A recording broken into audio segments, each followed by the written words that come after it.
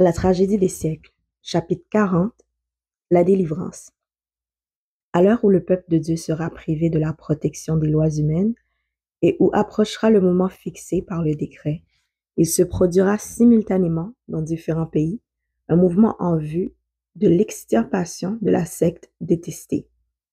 Une nuit sera choisie pour porter un coup décisif qui réduira au silence les voix dissidentes et réprobatrices.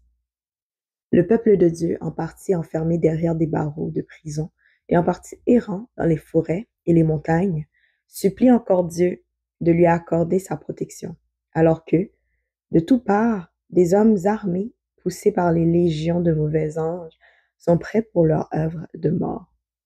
C'est à l'heure la plus critique que le Dieu d'Israël interviendra pour délivrer ses élus. Le Seigneur leur dit par un prophète: vous chanterez comme la nuit où l'on célèbre la fête. Vous aurez le cœur joyeux comme celui qui marche au son de la flûte pour aller à la montagne de l'Éternel, vers le rocher d'Israël. Et l'Éternel fera retentir sa voix majestueuse. Il montrera son bras, prêt à frapper, dans l'ardeur de sa colère, au milieu de la flamme d'un feu dévorant, de l'inondation, de la tempête et des pierres de grêle. Faisant entendre des cris de triomphe, des railleries et des imprécations, des foules impies s'apprêtent à se jeter sur leur proie. À ce moment même, des ténèbres profondes, plus denses que celles de la nuit, s'abattent soudain sur la terre. Puis un arc-en-ciel, réfléchissant la gloire du trône de Dieu, encercle le firmament et semble entourer séparément les groupes de fidèles en prière. Brusquement, arrêtés dans leur marche, les bandes irritées saisies d'effroi et réduites au silence oublient les objets de leur fureur. Pleines de sombres pressentiments, elles contemplent la gage de l'alliance divine et ne demandent plus qu'à être mises à l'abri de l'éclat qui les aveugle. Les enfants de Dieu entendent une voix claire et mélodieuse qui leur dit: regardez en haut. Levant les yeux, ils voient le signe de la promesse. Les noirs nuages qui couvrent leur tête s'écartent. Et comme Étienne, ils contemplent le Fils de l'homme assis sur son trône, entouré de la gloire de Dieu et portant sur son corps les marques de son humiliation. On entend tomber de ses lèvres cette requête qu'il adresse au Père en présence de ses saints anges. Père, je veux que là où je suis, ce que tu m'as donné soit aussi avec moi. De nouveau, une voix musicale et triomphante se fait entendre. Les voici, dit-elle, saints, innocents, immaculés. Ils ont gardé la parole de ma persévérance. Ils marcheront parmi les anges, des lèvres pâles et tremblantes, des témoins de Jésus. Restés inébranlables, s'échappent alors des acclamations de la victoire. C'est au coup de minuit que Dieu manifeste sa puissance pour délivrer son peuple. Le soleil paraît dans tout son éclat, des signes et des prodiges se suivent en succession rapide. Les méchants observent cette scène avec terreur, tandis que les justes admirent les gages de leur délivrance.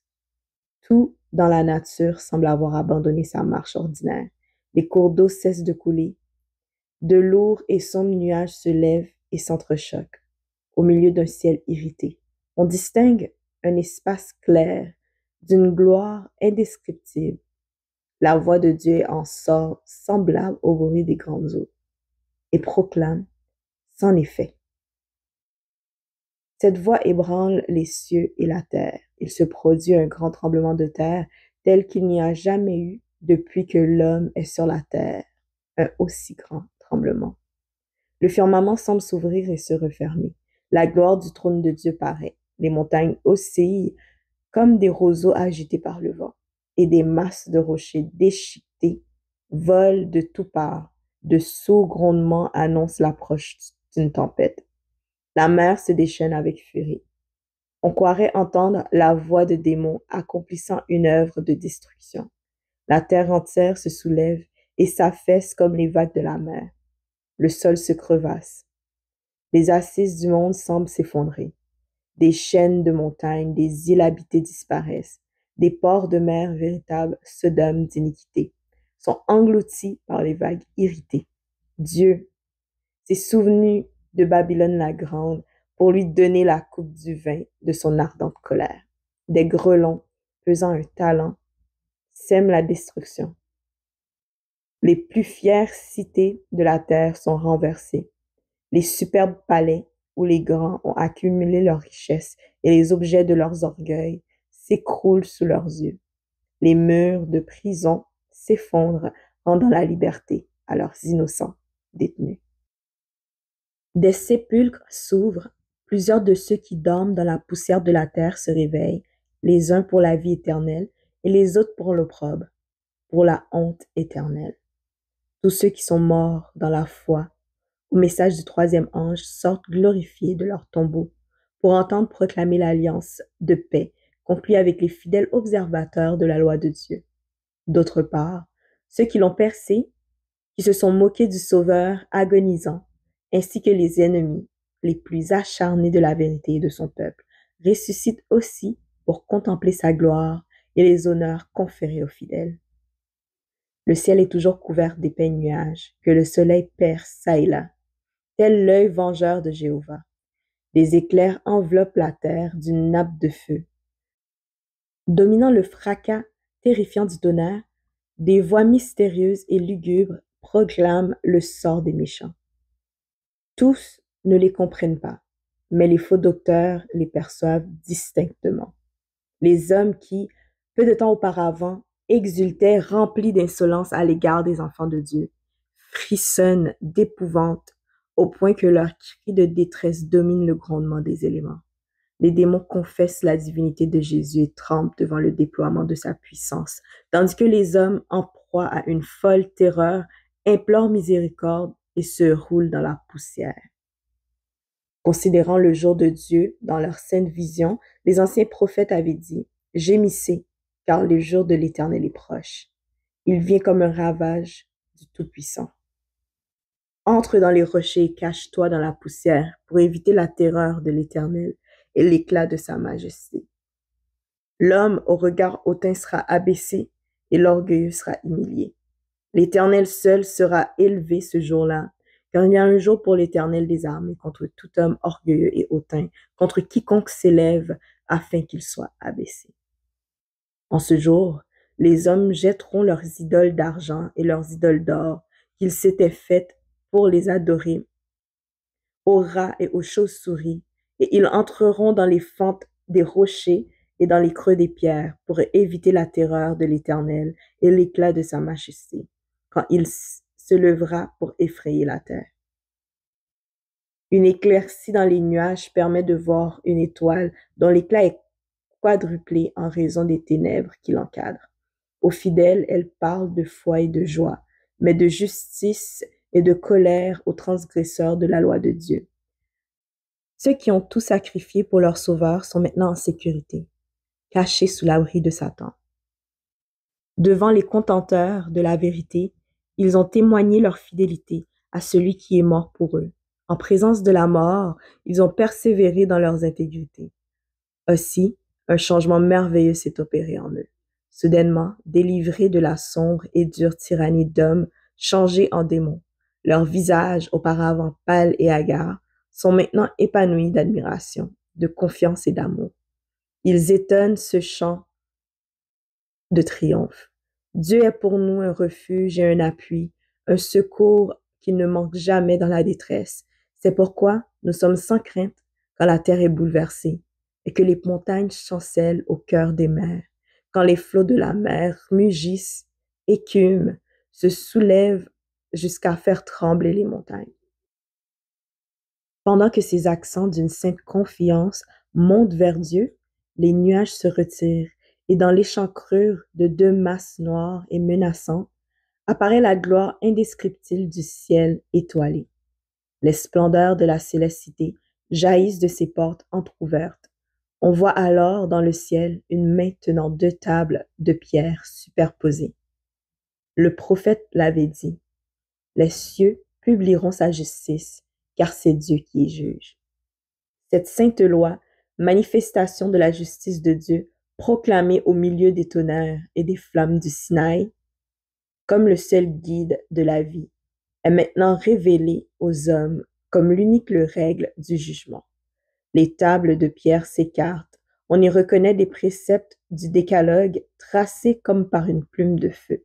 Les 10 paroles de Dieu, concises, compréhensives, souveraines, se présentent aux yeux de tous les habitants de la terre. Les caractères en sont si clairs que chacun peut les lire. Les mémoires se réveillent et les souvenirs affluent. Les ténèbres de la superstition et de l'hérésie sont dissipées de tous les esprits. Il est impossible de dépeindre l'angoisse et désespoir de ceux qui ont foulé aux pieds des exigences divines. Le Seigneur leur avait donné la loi. Ils auraient pu la méditer et y découvrir leurs défauts pendant qu'ils étaient encore temps de se convertir et de se réformer. Mais pour conserver la faveur du monde, ils ont méconnu ces saints préceptes et ont enseigné aux autres de faire de même. Ils ont voulu contraindre le peuple de Dieu à profaner son saint jour. Ils sont maintenant condamnés par la loi qu'ils ont méprisée. Avec une clarté aveuglante, ils voient qu'ils sont sans excuse. Ils ont eux-mêmes choisi l'objet de leur culte et ils constatent la différence qu'il y a entre le juste et le méchant, entre celui qui sert Dieu et celui qui ne le sert pas. Les ennemis de la loi divine, depuis les ministres jusqu'aux plus obscurs mécréants, ont une nouvelle conception de la vérité et du devoir. Ils reconnaissent, mais trop tard, que le 7e jour du 4e commandement est le sceau du Dieu vivant. Trop tard, ils discernent la vraie nature de leur faux jour férié et le fondement de sable sur lequel ils ont édifié. Ils doivent admettre qu'ils ont fait la guerre à Dieu. Conducteurs religieux, ils ont mené les âmes à la perdition tout en prétendant les conduire à la porte du paradis. C'est seulement maintenant, au grand jour des rétributions, qu'ils voient combien est grande la responsabilité des hommes occupant des fonctions sacrées et combien redoutables sont les conséquences de leur infidélité. L'éternité révélera tout ce que représente la perte d'une seule âme. Terrible sera le sort de tout ce que Dieu dira, retirez-vous de moi, méchants serviteurs. On entend alors la voix de Dieu annoncer du haut du ciel le jour et l'heure de la venue de Jésus et proclamer à son peuple l'alliance éternelle. Comme les éclats du plus puissant tonnerre, ces paroles font le tour de la terre. Les enfants de Dieu les écoutent, les regards fixés en haut et le visage illuminé de sa gloire, comme l'était celui de Moïse et à sa descente du Sinaï. Les méchants ne peuvent supporter leur vue. Et quand la bénédiction est prononcée sur ceux qui ont honoré Dieu en sanctifiant son saint jour, on entend un immense cri de victoire. Bientôt apparaît vers l'Orient une petite nuée noire, grande comme la moitié d'une main d'homme. Elle entoure le Sauveur et semble, à distance, enveloppée de ténèbres. Le peuple de Dieu la reconnaît comme le signe du Fils de l'homme. Dans un silence solennel, il la contemple à mesure qu'elle s'approche de la terre et devient de plus en plus lumineuse. Elle a bientôt l'apparence d'une grande nuée blanche entourée de l'arc-en-ciel de l'alliance de Dieu, dont la base est semblable à un brasier. Jésus s'avance à cheval, dans l'altitude martiale d'un conquérant. Il n'est plus l'homme de douleur, buvant jusqu'à la lie de la coupe amère de l'opprobre et de l'ignominie. Vainqueur dans le ciel et sur la terre, il vient pour juger les vivants et les morts. Fidèle et véritable, il juge et combat avec justice. Les armées qui sont dans le ciel le suivent. La foulée innombrable des saints anges l'accompagne et fait retentir ses célestes mélodies. Tout le firmament semble vibrer des myriades de myriades et des milliers de milliers de ces êtres glorieux. La plume est impuissante à décrire cette scène et l'esprit humain n'en saurait concevoir l'éclat. Sa majesté couvre les cieux et sa gloire remplit la terre. C'est comme l'éclat de la lumière. À mesure que s'approche cette nuit vivante, chacun contemple le prince de la vie. Nulle couronne d'épines ne déchire aujourd'hui ce fond sacré. Ceint d'un éblouissant diadème, la gloire de son visage fait pâlir l'éclat du soleil de midi. Il y a sur son vêtement et sur sa cuisse un nom écrit: Roi des rois, Seigneur des seigneurs. En sa présence, tous les visages sont devenus pâles, et les contenteurs de la miséricorde divine tombent dans les terreurs du désespoir éternel. Les cœurs sont abattus, les genoux chancellent, tous les visages pâlissent, et les justes s'écrient d'une voix plaintive. Qui pourra subsister? Le chant des anges se tait, et le silence devient oppressif. Mais Jésus répond, ma grâce vous suffit. Alors, les traits des justes s'illuminent, la joie inonde tous les cœurs, et les anges étonnent à nouveau leur cantique, tout en se rapprochant de la terre. Enveloppé de flammes de feu, le roi des rois descend sur la nuit. Le ciel se retire comme un livre qu'on roule. La terre tremble devant lui, et toutes les montagnes et les îles sont remuées de leur place. Il vient, notre Dieu. Il ne reste pas en silence. Devant lui, c'est un feu dévorant. Autour de lui, une violente tempête. Il crie vers les cieux, en haut et vers la terre, pour juger son peuple. Les rois de la terre, les grands, les chefs militaires, les riches, les puissants, tous les esclaves et les hommes libres se cachèrent dans les cavernes et dans les rochers des montagnes. Et ils disaient aux montagnes et aux rochers, tombez sur nous et cachez-nous devant la face de celui qui est assis sur le trône et devant la colère de l'agneau, car le grand jour de sa colère est venu, et qui peut subsister. Les railleries ont pris fin, les lèvres mensongères sont réduites au silence, les cliquetis des armes et le tumulte de la bataille ont cessé. On n'entend que des prières, des sanglots et des lamentations. Le grand jour de sa colère est venu, et qui peut subsister? Hurlent les lèvres qui ricanaient tout à l'heure. Les méchants demandent à être ensevelis sous les rochers et les montagnes, plutôt que d'affronter le regard de celui qu'ils ont méprisé. Cette voix qui parvient aux oreilles des morts, ils la connaissent. Que de fois ces accents doux et tendres ne les ont-ils pas conviés à la conversion?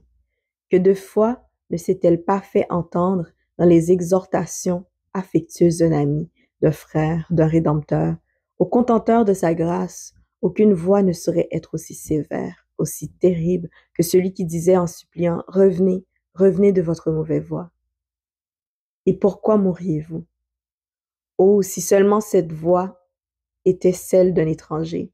Aujourd'hui, elle leur dit, puisque j'appelle et que vous résistez, puisque j'étends ma main et que personne n'y prend garde, puisque vous rejetez tous mes conseils et que vous n'aimez pas mes réprimandes, quand la terreur vous saisira, comme une tempête, je ne répondrai pas.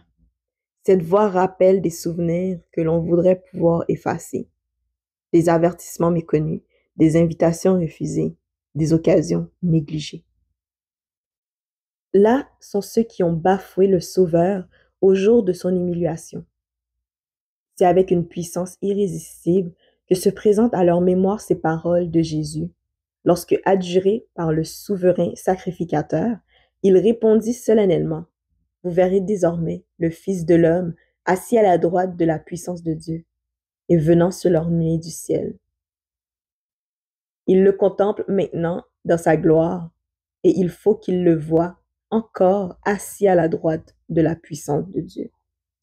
Ceux qui ont ridiculisé l'affirmation qu'il était le Fils de Dieu sont maintenant bouche close.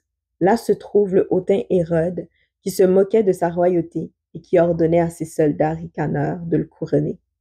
Là se trouvent les hommes dont les mains sacrilèges, après l'avoir ironiquement revêtu d'un manteau de pourpre, ont ceint son front sacré d'une couronne d'épines et placé dans sa main docile un sceptre dérisoire.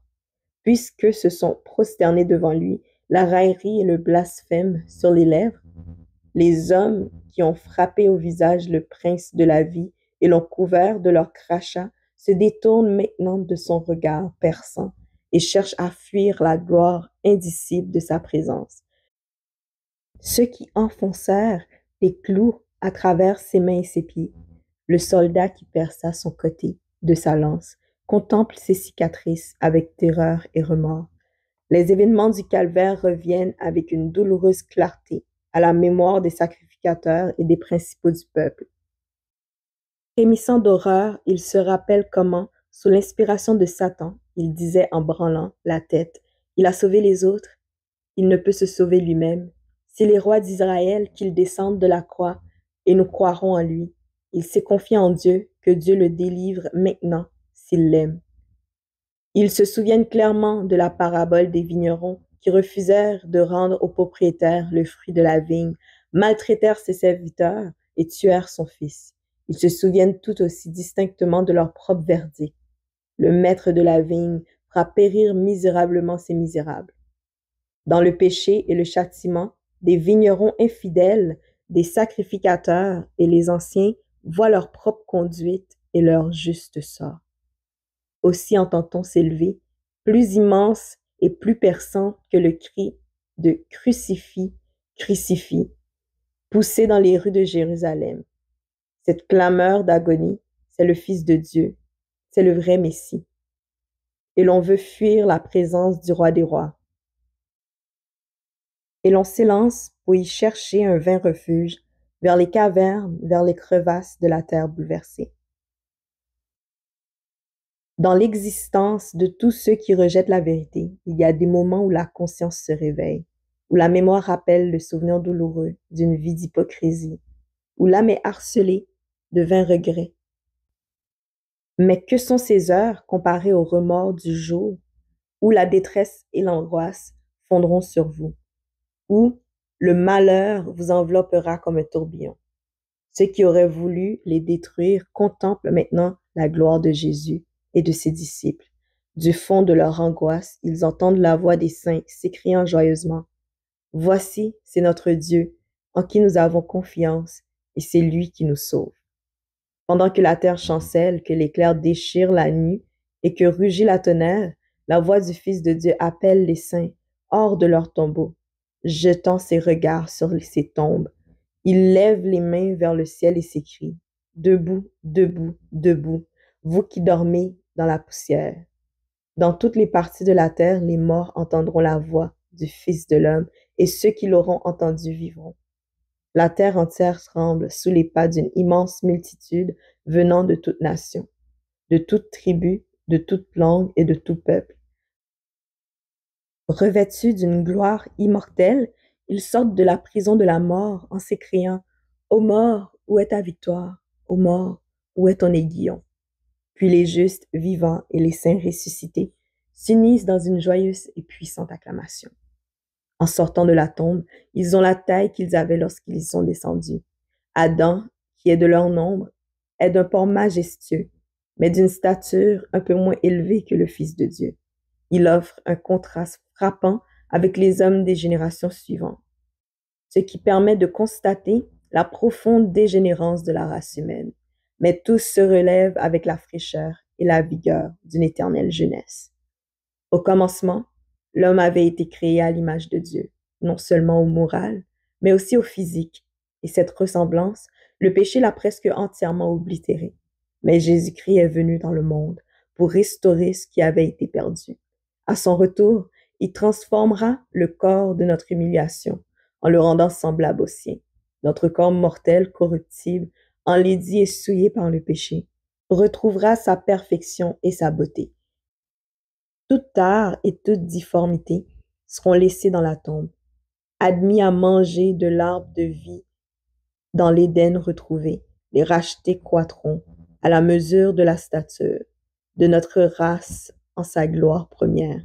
Les derniers vestiges de la malédiction effacés, les fidèles du Seigneur, apparaîtront dans la beauté de l'Éternel, notre Dieu, réfléchissant dans leur esprit, dans leurs âmes et dans leur corps l'image parfaite de leur Sauveur. Ô rédemption merveilleuse, si longtemps attendue, contemplée avec impatience, mais jamais parfaitement comprise. Les justes vivants sont changés en un instant et en un clin d'œil. À la voix de Dieu, ils sont glorifiés, immortalisés, et avec les saints ressuscités, enlevés dans les airs à la rencontre du Seigneur. Les anges rassemblent les élus des quatre vents, d'une extrémité de la terre à l'autre. Les petits enfants sont portés par les anges dans les bras de leur mère. Des amis que la mort a longtemps séparés sont réunis pour ne plus jamais se quitter. Et c'est avec des chants d'allégresse qu'ils montent ensemble vers la cité de Dieu. Le chariot constitué par la nuit munis de chaque côté d'ailes et des roues vivantes, remontent vers le ciel. À mesure qu'ils se lèvent, les roues et les ailes répètent Saint, Saint. Le cortège d'anges s'écrie Saint, Saint, Saint est le Seigneur Dieu, le Tout-Puissant. Et pendant que le chariot s'avance dans la direction de la Nouvelle Jérusalem, les rachetés clament Alléluia. Avant d'entrer dans la cité de Dieu, le Seigneur distribue à ses disciples les emblèmes de la victoire. Il les investit des insignes de la royauté. La brillante phalange se forme en carré autour de son roi, qui les enveloppe tous d'un indicible regard d'amour et dont la stature majestueuse s'élève bien au-dessus de celle des anges et des saints. L'innombrable armée des saints, les yeux fixés sur lui, contemple la gloire de celui dont le visage était défiguré, tant son aspect différait de celui des fils de l'homme. De sa main droite, Jésus place la couronne de gloire sur la tête des vainqueurs. Chacun reçoit une couronne portant son nom nouveau et l'inscription sainteté à l'Éternel. Chacun reçoit aussi des palmes de victoire et une harpe étincelante. Puis des anges supérieurs donnent le ton, et tous les anges font vibrer avec art les cordes de leur harpe, dont ils tirent une musique d'une ineffable beauté. Un ravissement ineffable fait battre les cœurs des rachetés, qui adressent au Sauveur cette louange pleine de reconnaissance. À celui qui nous aime, qui nous a délivrés de nos péchés par son sang, et qui a fait de nous un royaume des sacrificateurs, pour Dieu son Père, à lui soit la gloire et la puissance au siècle et des siècles. Amen. La foule des rachetés est arrivée en face de la sainte cité. Jésus en ouvre à deux battants les portes de perles. Les nations qui ont gardé la vérité y pénètrent et y contemplent le paradis de Dieu, la demeure d'Adam en son innocence. Alors, la voix la plus mélodieuse et la plus suave qui ait jamais frappé des oreilles humaines leur dit « Vos luttes sont finies. Venez, vous qui êtes bénis de mon Père, prenez possession du royaume qui vous a été préparé dès la fondation du monde. » Elle est maintenant exaucée, cette prière du Sauveur en faveur de ses disciples. Je veux que là où je suis, ce que tu m'as donné soit aussi avec moi, irrépréhensible et dans l'allégresse. Les rachetés de Jésus-Christ sont présentés au Père par son Fils en ces mots. Me voici, moi et les enfants que tu m'as donnés. J'ai gardé ceux que tu m'as donnés. Qui dira le ravissement de cette heure où le Père, contemplant les rachetés, retrouvera en eux son image, car le péché et la souillure auront disparu et où l'humanité aura retrouvé son harmonie avec la divinité. La voix empreinte d'un amour ineffable, Jésus invite alors ses fidèles à participer à la joie de leur Maître. Son bonheur consiste à voir dans son royaume de gloire les âmes sauvées par son humiliation et ses souffrances. Celui des élus sera de voir parmi les bienheureux des êtres sauvés par leurs prières, leurs travaux et leur dévouement. Tandis qu'ils sont réunis autour du grand trône blanc, une joie inexprimable inonde leur cœur à la vue de ces âmes et de celles gagnées par elles, rassemblées toutes dans le repos céleste. Jetant leur couronne aux pieds de Jésus et admises à le louer pendant des siècles éternels. Au moment où les rachetés sont accueillis dans la cité de Dieu, une acclamation d'enthousiasme et d'adoration déchire les airs. Les deux Adams sont sur le point de se rencontrer. Le Fils de Dieu ouvre ses bras au Père de notre race, à l'être qu'il a créé, mais qui a péché contre son Créateur, et par la faute duquel le Sauveur porte en son corps les stigmates de la crucifixion. En voyant ces cruelles cicatrices, Adam ne se jette pas dans les bras du Sauveur. Il se prosterne humblement à ses pieds en s'écriant « Digne est l'agneau qui a été immolé. » Tendrement, le Seigneur le relève et l'invite à revoir l'Éden dont il a été si longtemps exilé. Après qu'Adam eut été expulsé d'Éden, sa vie sur la terre fut abreuvée de tristesse.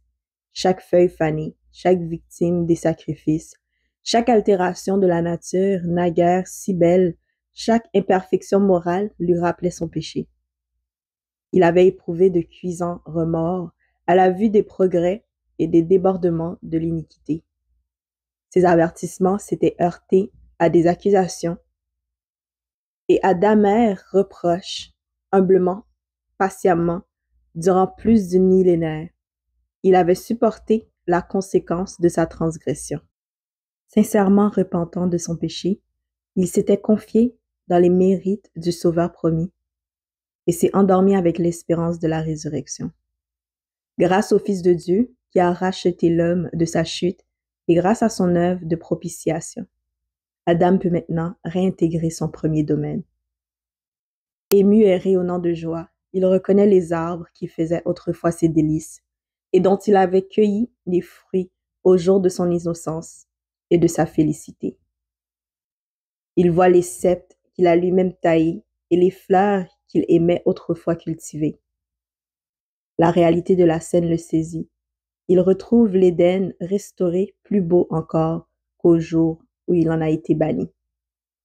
Le Sauveur le conduit vers l'arbre de vie, cueillit de son fruit glorieux et l'invite à manger. Regardant autour de lui, Adam voit réunis dans le paradis de Dieu la multitude de ses enfants rachetés. Il dépose alors sa couronne éclatante aux pieds de son Rédempteur. Puis il se jette dans ses bras. Saisissant ensuite sa harpe d'or, il fait résonner les voûtes du ciel de ce chant. Digne, digne, digne est l'agneau qui a été immolé et qui est revenu à la vie. La multitude se joint à son cantique, et tous, jetant leur couronne aux pieds du Rédempteur, se prosternent pour l'adorer. Les anges qui ont pleuré à la chute d'Adam assistent à cette scène, pleins de joie lorsque, au jour de sa résurrection, Jésus était remonté au ciel après avoir ouvert la porte de la tombe à tous les croyants. Ils voient maintenant l'œuvre de la rédemption consommée et s'unissent au cantique de louange. Sur la mer de cristal qui est devant le trône et que les reflets de la gloire de Dieu font ressembler à du verre mêlé de feu, sont réunis ceux qui ont vaincu la bête et son image et le nombre de son nom. Les 144 000 qui ont été rachetés parmi les hommes se tiennent sur la montagne de Sion avec l'agneau, ayant des harpes de Dieu. Et l'on entend du ciel une voix comme un bruit de grosses eaux, comme le bruit d'un grand tonnerre, et la voix que l'on entendait était comme celle de joueurs de harpe jouant leurs harpes. Ils chantent un cantique nouveau devant le trône, cantique que personne ne peut apprendre, sinon les 144 000. C'est le cantique de Moïse et de l'agneau. Ce chant de délivrance, seuls les 144 000 peuvent l'apprendre, car c'est l'hymne de leur histoire, histoire vécue par eux seuls. Ils suivent l'agneau partout où il va, enlevé de la terre, d'entre les vivants. Ils sont considérés comme des prémices pour Dieu et pour l'agneau. Ce sont ceux qui viennent de la grande tribulation. Ils ont traversé un temps de détresse tel qu'il n'y en a jamais eu depuis que les nations existent. Ils ont enduré les angoisses de la détresse de Jacob. Ils ont subsisté sans intercesseur au milieu du déchaînement final des jugements de Dieu. Mais ils ont été délivrés, car ils ont lavé leurs robes et ils ont blanchi dans le sang de l'agneau. Dans leur bouche, il ne s'est point trouvé de mensonge, car ils sont irrépréhensibles devant Dieu. C'est pour cela qu'ils sont devant le trône de Dieu et le servent jour et nuit dans son temple. Celui qui est assis sur le trône dressera sa tente sur eux. Et ils ont vu la terre désolée par la famine, par la peste et par les ardeurs d'un soleil dévorant. Ils ont eux-mêmes enduré la faim et la soif, mais ils n'auront plus faim, ils n'auront plus soif, et le soleil ne les frappera point, ni aucune chaleur. Car l'agneau qui est au milieu du trône les paîtra et les conduira aux sources des eaux de la vie, et Dieu essuiera toute larme de leurs yeux. Dans tous les siècles, les élus de Dieu ont été formés et disciplinés à l'école de l'épreuve. Ils ont foulé sur la terre des sentiers étroits.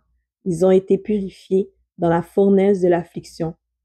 Pour l'amour de Jésus, ils ont enduré l'opposition, la haine et la calomnie. Ils l'ont suivi dans les plus rudes conflits. Ils ont supporté le renoncement et d'amers désappointements. Une douloureuse expérience leur a fait comprendre ce que le péché a d'odieux, de puissant, de néfaste. Aussi le considèrent-ils avec horreur. La compréhension du sacrifice infini, consenti en vue de les en guérir, leur donne le sentiment de leur petitesse et remplit leur cœur d'une reconnaissance que ne sauraient comprendre ceux qui ne sont jamais tombés. Ils aiment beaucoup parce qu'il leur a été beaucoup pardonné. Participants de souffrances du Christ, ils sont qualifiés pour participer à sa gloire. Les héritiers de Dieu viennent des mansardes, des taudis, des prisons, des échafauds, des montagnes, des déserts, des antres de la terre et des profondeurs de la mer. Sur la terre, ils étaient dénués de tout, persécutés, maltraités. Des millions d'entre eux sont descendus dans la tombe, portant les stigmates de l'infamie, pour avoir fermement refusé de soumettre aux exigences de Satan. Les tribunaux humains les ont condamnés comme des vils criminels. Maintenant, c'est Dieu qui en est juge. Et les décisions de la terre sont revisées. Il fait disparaître de toute la terre l'opprobre de son peuple. On les appellera peuple saint, racheté de l'Éternel. Dieu a décidé de leur donner un diadème au lieu de la cendre, une huile de joie au lieu du deuil, un vêtement de louange au lieu d'un esprit abattu. Ils ne sont plus faibles, affligés, dispersés et opprimés. Désormais, ils seront toujours avec le Seigneur.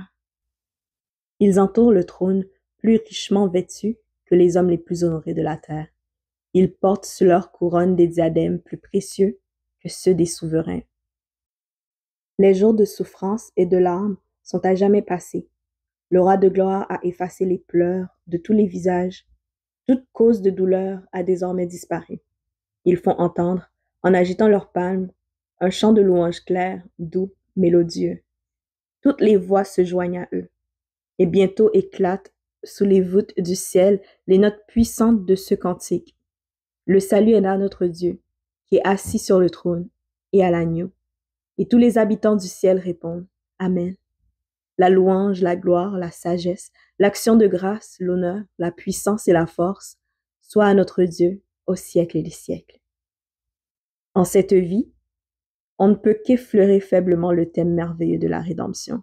Notre intelligence bornée peut s'évertuer à sonder avec une profonde attention l'ignominie et la gloire, la vie et la mort, la justice et la miséricorde qui se donnent rendez-vous à la croix. Mais l'effort le plus prodigieux de notre esprit n'en saisira jamais la profonde signification.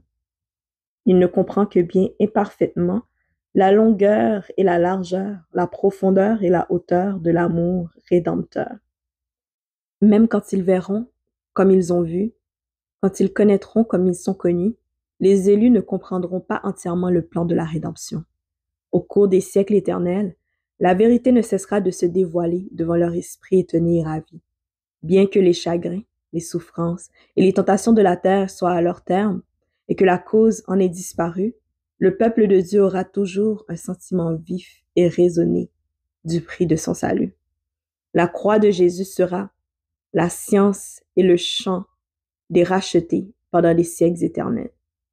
En Jésus-Christ glorifié, ils contempleront Jésus-Christ crucifié.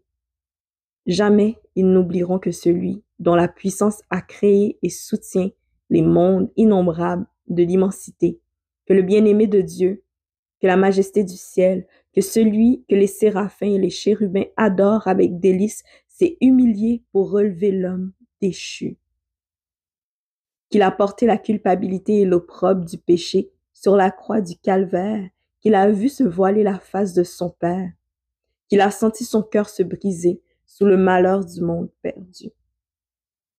La pensée que le Créateur de tous les mondes, l'arbitre de tous les destinées est consenti à déposer sa gloire et à s'anéantir pour l'amour de l'homme, restera éternellement un sujet de stupeur pour l'univers. Chaque fois que les rachetés contempleront la gloire du Père sur le visage de leur Rédempteur, qu'ils penseront que son trône subsistera d'éternité en éternité et que son règne n'aura pas de fin. Leur ravissement s'exprimera par le chant. Digne est l'agneau qui a été immolé et qui nous a rachetés, par son précieux sang. Le mystère de la croix explique tous les autres. À la lumière du calvaire, les attributs de Dieu qui nous avaient remplis de crainte nous apparaîtront dans leur beauté. En Dieu, la miséricorde, la tendresse et l'amour paternel s'unissent à la sainteté, à la justice et à la puissance.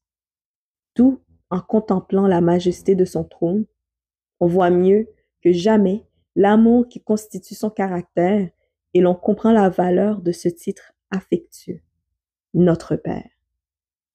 On verra que celui qui est infini en sagesse ne pouvait nous sauver qu'en sacrifiant son Fils. Son dédommagement pour ce sacrifice sera la joie de peupler la terre, d'être racheté, saint, heureux, immortel. Le conflit entre le Sauveur et la puissance des ténèbres aboutira au bonheur des élus et à la gloire de Dieu pendant l'éternité. La valeur de l'âme humaine est si grande que le Père sera satisfait du prix consenti. Quant au Fils de Dieu, les fruits de son grand sacrifice seront si beaux qu'il sera lui aussi satisfait.